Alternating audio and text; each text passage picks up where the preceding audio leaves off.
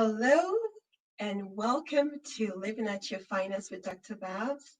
I'm really excited. This is our first episode of Health is Wealth Wednesday. If you're joining live, please say hello. Where you're joining from, I would like to know. And if you're watching as a replay, please hashtag replay. Now, for those that don't know me, I would like to introduce myself before we dive into the topic for today, tips for effective sleep pattern. Well, I am Dr. Babalola, aka Dr. Babs.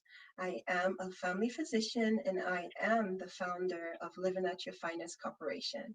This is a corporation that uses fundamental and faith-based framework to help women to live at their finest health and personal development.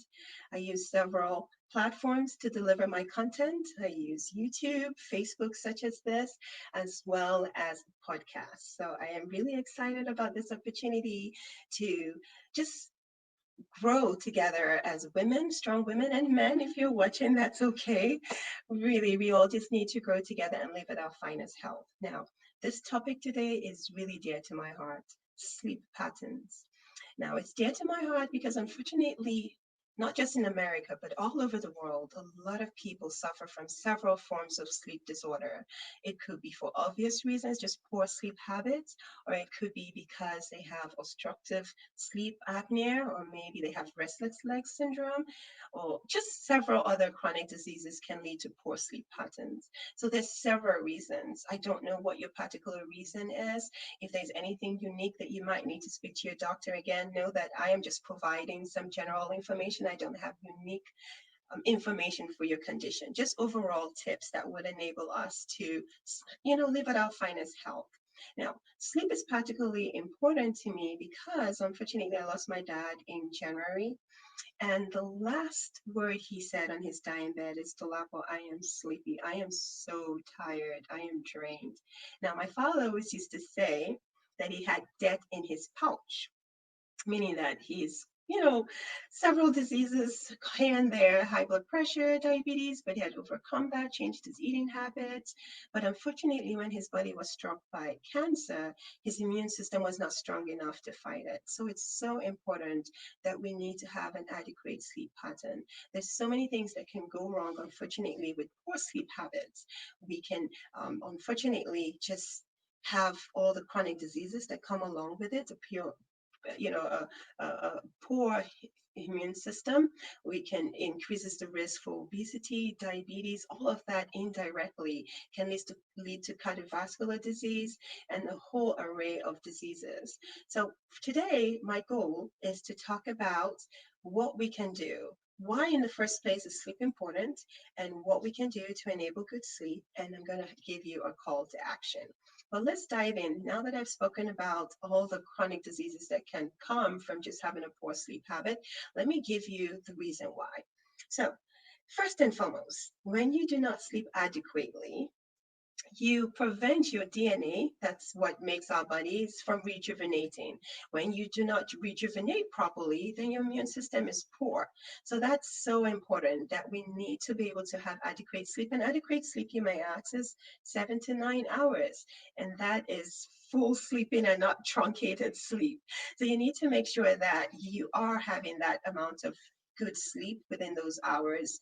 Another reason is because when you do not sleep, poor sleep, unfortunately, it's sleep. When you sleep, it helps with your fatty acids metabolism, so meaning that you're able to burn calories, because you have growth hormone, excuse me, that increases in enormous amount, so you're able to burn all the fatty acids. I can speak to that because anytime I sleep adequately 7 to 9 hours, I wake up and I've lost a pound or two, versus the opposite. When I have less than 7 hours, I have gained some weight. And on top of that, I make poor decisions the next day. And the reason for that is that when you sleep adequately, you do not have all those food seeking behaviors. I don't know if anyone can attest to that. You actually have more control of your food cravings, because you have what we call leptin, and leptin is increased. When you have that in good amounts, then you're able to make good choices. So we talked about cortisol. Well, let me mention cortisol increase stress hormones when you do not sleep. So there are an array of things that happen with poor sleep. Now that we know all the things that can happen when we don't sleep well, it's not a thing of fame to say, oh, I'm fine with 2 hours, I'm fine with 3 hours. You know that you're doing your body an injustice whenever you don't sleep adequately. Now, let's talk about some of those things that you can do if you already know it's because of poor habits. Now, if it's because of an illness, of course, see a doctor about that and they can help and figure out what are those measures to take care of those diseases so that you can have adequate sleep.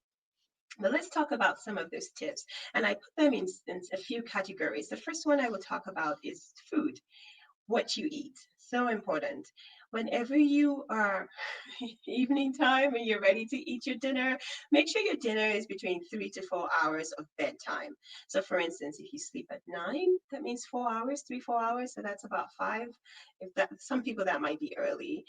I go to bed somewhere between, and I'm trying to do better. So sometimes I try my best at least at 11 to go to bed. So that means that my meal 4 hours before that, so latest by 7, right? I should have my meal. It needs to be light. Unfortunately, when I used to have really poor sleep habits and I used to be sleepy while driving, I had to make a shift in that. And I realized that what happened then was that I was having my heaviest meal at night because I was busy during the day. So I really had to make sure that I ate something light. Definitely cut back on your carbohydrates because that fills you up. And not only that, if you're eating late and you hit to bed, you have all that acid burn. So you have the reflux. A lot of patients complain, or friends and family, I have all that acid burn.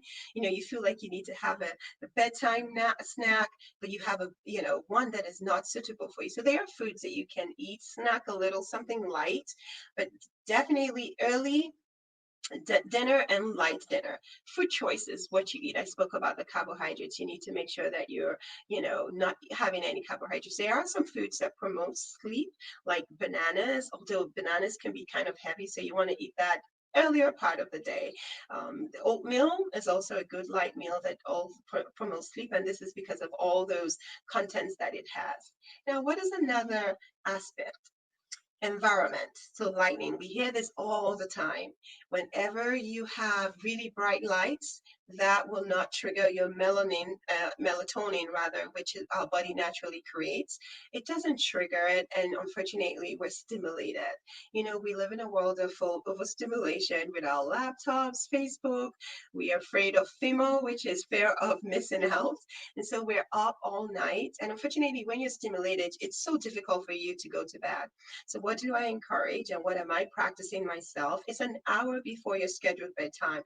Try your best to turn off everything. Turn off the TV, make sure your blinds are shut, make sure you have light that is very soft and not bright, because that will keep you from activating your sleep patterns. Activity, I spoke to that. Some people ask questions about, well, do I exercise? No, it has to be a light exercise, because if you're doing anything vigorous, that's just going to stimulate you. So those are some of the things that we usually encourage. Now, this is not everything. I'm just trying to summarize to make it as simple as possible.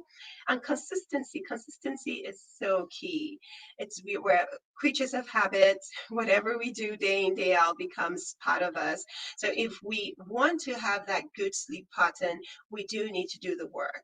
It is better to prevent all the diseases, because I'm a strong believer that prevention is better than cure. We don't need to have multiple sleep medicines to get us to sleep if we just create a pattern of sleep habits and consistency. And if there needs to be any variation, maybe 1 hour or so, they do recommend, and it is recommended, that during the weekend still stick to your sleep patterns as the week. I know that's easier said than done, but at least we can try our best.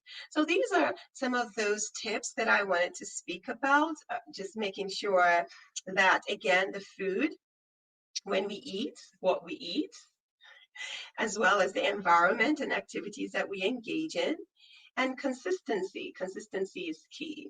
So what is my call to action today? We've heard about sleep, what it does to the body. in the absence of sleep, what kind of diseases are we entertaining? And we need to ensure that we are following these tips so that we can live at our finest health. So, what is your call to action today? What are you going to do? Are you going to increase your sleep pattern by an hour, go to bed an hour earlier? Are you going to cut back on all those foods that you eat late at night, like the popcorns and the ice cream that gives you reflux and just keeps you up at night? So, this is something that we can do together. We can encourage ourselves so that we can live at our finest health. I'm really grateful that you've tuned in today. I would like to hear back from you. So, please share some of those tips that you engage in. Or if there's any that I haven't mentioned, I would like to hear.